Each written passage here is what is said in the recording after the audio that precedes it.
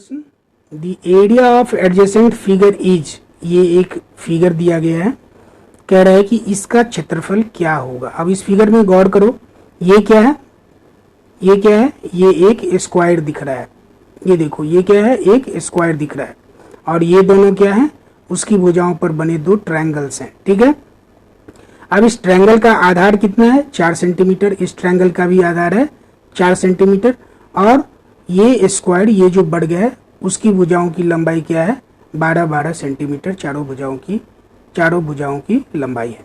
ठीक है, तो अब हमें इस पूरे फिगर का, इस पूरे चित्र का क्षेत्रफल निकालना है। चलो निकालते हैं। अब ये दोनों त्रिभुज समान क्षेत्रफल वाले हैं। क्यों?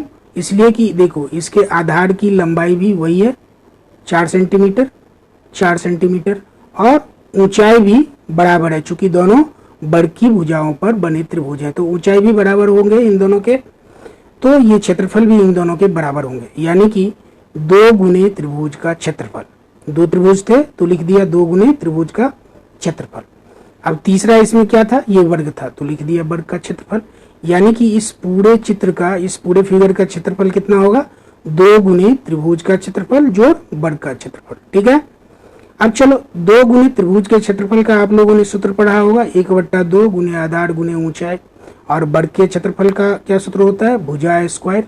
ठीक है, भुजा का वर्ग। अब चलो 2 गुने 1/2 लिख दिया, 2 गुने 1/2।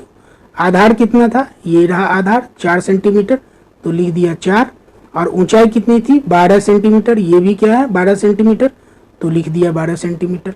अब 2 कट गया, तो 12 गुने 4 बराबर क्या हुआ, 48। ये तो हुआ 2 त्रिभुजों का क्षेत्रफल, 48 वर्ग सेंटीमीटर।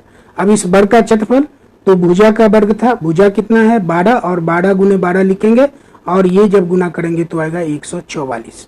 यानी कि दोनों त्रिभुजों का क्षेत्रफल है 48 वर्ग सेंटीमीटर, और वर्ग का क्षेत्रफल है कितना, 144 वर्ग सेंटीमीटर।